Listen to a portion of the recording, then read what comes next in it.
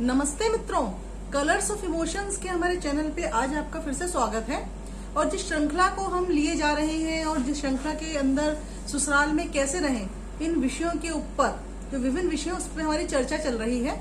जो कि मेरी पहले भी दो जो एपिसोड्स हैं कलर्स ऑफ इमोशंस के ससुराल में कैसे रहें, उसके अंदर अगर आप चाहें तो आप इन एपिसोड्स में देख सकते हैं, जिसके अंदर मैंने सैलरी के बारे में बताया। लेकिन आज जिस विषय को हम छूने जा रहे हैं वो थोड़ा सा नाजुक विषय है और आप जानना चाहेंगे कैसे। मित्रों, आपने देखा होगा कि जब आपस में झगड़ा होता है दो लोगों का, तो अक्सर झगड़ा जब बढ़ जाता है तो वो गाली गलौज तक आता है, और जब और बढ़ जाता है तो झगड़ा हाथापाई तक आता है। अभी हम अपने झगड़े को गाली गलौज तक ही सीमित रखते हैं और उस पर करते हैं चर्चा। अक्सर एक अधिवक्ता होने के कारण मेरे पास बहुत से मसले आते हैं जिसके अंदर पति पत्नी का आपस में झगड़ा होता है, तो पति पत्नी को गाली देता है और पत्नी पति को गाली देती है। और क्योंकि हमारा समाज एक पुरुष प्रधान समाज है और पुरुष की प्रधानता समाज के अंदर मानी जाती है, और लोग पुरुष को ही एक समाज का, एक घर का चलाने वाला मानते हैं, मुखिया मानते हैं। महिलाओं को ये माना जाता है कि महिलाएं उसमें सहयोग कर रही हैं, लेकिन पुरुष प्रधान होने के कारण महिलाओं को हीन भाव मन में लोगों के रहता है। जिन लोगों की बुद्धि विकसित नहीं है, ये विषय उसके बारे में, उनके बारे में कहना चाहती हूँ। तो अक्सर जो हमारे यहाँ पर गालियां भी है ना मित्रों, वो भी महिलाओं को टारगेट करके उनके विषय में अपशब्द कह के एक पुरुष को हीन बताया जाता है, और उसकी जो मर्दानगी है उसको ये गालियों के माध्यम से चैलेंज किया जाता है। विभिन्न प्रकार की गंदी और अश्लील गालियां हैं जो हम सुनना भी नहीं चाहते हैं, लेकिन सामाजिक परिप्रेक्ष्य के अंदर हमें कई बार ऐसी परिस्थितियों का सामना करना पड़ता है जब ऐसी गालियां ना चाहते हुए हमारे कानों में पड़ जाती हैं, और हम विवश हैं क्योंकि जिस समाज में हम रह रहे हैं वहां का प्रचलन ही ऐसा है। वहीं पर एक दूसरी परिस्थिति है जहां पर गाली देने वाला पुरुष नहीं है बल्कि गाली दे रही है महिला,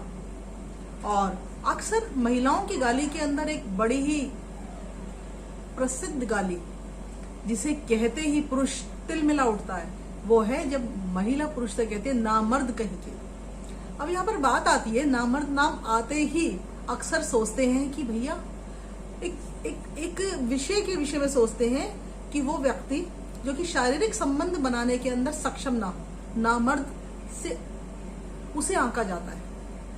लेकिन इसी विचार के ऊपर कि जब एक महिला दुखी होकर अपने पति को या किसी ऐसे व्यक्ति को जो उसको नाजायज तंग कर रहा हो, परेशान कर रहा हो, जिसे कहते हैं छेड़छाड़ कर रहा हो, दुखी कर रहा हो, तो वो अपनी फ्रस्ट्रेशन निकालने के लिए अक्सर उसको कहती है नामर्द कहीं के। यानी कि ऐसा कहकर वो सिर्फ एक गाली नहीं है,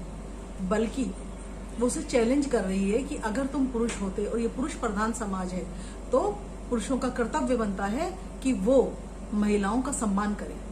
जिस प्रकार से अपने घर में अपनी माँ का सम्मान किया जाता है, जिस प्रकार अपनी बहन का सम्मान किया जाता है, पत्नी और बेटी का सम्मान किया जाता है, उसी प्रकार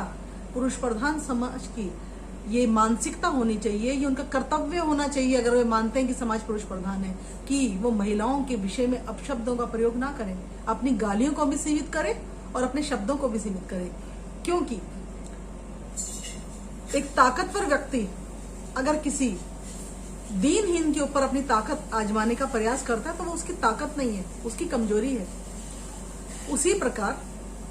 अगर वो ये मानता है कि मैं बड़ा सुपीरियर हूं, मैं, मेरा समाज पुरुषों को प्रधानता देने वाला समाज है, तो उसे अपने आप को वैसा बनाने के लिए महिलाओं से दुगना पुरुषार्थ भी करना चाहिए। लेकिन ऐसा अक्सर होता नहीं है। अगर हमारे सामाजिक वातावरण में भी आप देखेंगे तो मैं, ऐसा मुझे अनुभव ही नहीं होता, ऐसा मैं आसपास देखती भी हूँ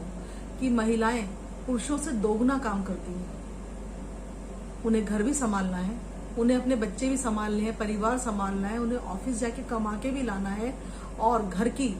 जो प्रोग्रेस है उसके अंदर भी उनको सहयोग करना है, उसे अपने परिवार के माहौल को भी सही रखना है, खुश रखना है, अपने परिवार की तरक्की, अपने बच्चों की प्रोग्रेस को देखना है। और ये सारा दायित्व कहीं ना कहीं महिलाएं को बताने की जरूरत नहीं होती है, महिलाओं को कहना नहीं पड़ता है, ये उनमें आत्मसात है, ये उनके खून में ही मिक्स है। और ऐसा वो मानती हैं कि उनकी रिस्पॉन्सिबिलिटी है, ये वो आराम से खुशी खुशी वहन करती हैं। लेकिन फिर भी पुरुष की मानसिकता ऐसी है कि वो अपने आप को फिर भी सुपीरियर मानता है कि मैं सुपीरियर हूँ, क्योंकि वो ऐसा मानता है कि मैं घर को चलाने वाला मुख्य अंग हूँ और मैं घर में कमा के लाता हूँ, मेरी कमाई से घर चलता है। लेकिन उस समय वो ये भूल जाता है कि मैं पुरुष तो अवश्य हूँ, मैं कमा भी रहा हूँ, लेकिन मैं कमाने में अगर सहयोग कर रहा हूँ तो मेरी पत्नी भी अगर वर्किंग है, अगर वो कामकाजी है, तो वो कमा भी रही है और मेरे परिवार को चला रही है। दूसरी तरफ अगर वो नहीं कमा रही है तो वो जो घर का सारा काम कर रही है, उसमें मेरा सहयोग कर रही है, मेरी जिम्मेदारियों को जिसने बांटा हुआ है, वो अपने आप में किसी कमाई से कम नहीं है। क्योंकि अगर हम घर में एक मेड भी रखते हैं, एक काम करने वाली बाई को भी रखते हैं, एक कर्मचारी को भी रखते हैं, सेवक को भी रखते हैं, अपनी सहायता के लिए उसे हम वेतन देते हैं और वेतन देने के बाद में उसकी सेवाएं हमें प्राप्त होती है। लेकिन जो पत्नी है वो एक ऐसा सहयोगी है, एक ऐसा मित्र है जो आपसे वेतन नहीं लेता, बल्कि वो अपने वेतन को अपने परिवार पर खर्च होकर प्रसन्न होता है, अपने परिवार की प्रगति से प्रसन्न होता है, अपने पति को खुश देख के प्रसन्न होता है, अपने बच्चों की खुशी के अंदर अपनी सब खुशी समझता है। तो मित्रों, जब एक महिला इस पुरुष प्रधान समाज के अंदर इतना बड़ा सहयोग देके भी चुप रह सकती है, तो क्या वो अपने अधिकार के लिए एक ऐसे पुरुष को जो उसको सदैव हीन मानता है या उसको निम्न मानता है, उसके साथ में ऐसा व्यवहार करता है जो व्यवहार उसके लिए योग्य नहीं है और उसकी अवहेलना करता है, तो उस स्थिति में एक महिला दुखी होकर, तंग होकर अपने पति से या एक ऐसे व्यक्ति से जो उसे टोल कर रहा है, परेशान कर रहा है, उसे कहती है ना मर्द कहीं के कि तुम मर्द नहीं हो, क्योंकि तुम्हें पुरुषत्व नहीं है, तुम एक महिला का सम्मान नहीं करते। और जो पुरुष महिला का सम्मान नहीं कर सकता वो समाज के अंदर प्रधानता भी प्राप्त नहीं कर सकता। इसी के साथ आज की इस अंक को हम यहीं पर विराम देते हैं और आपको सोचने के लिए मैं अवसर दे रही हूँ कि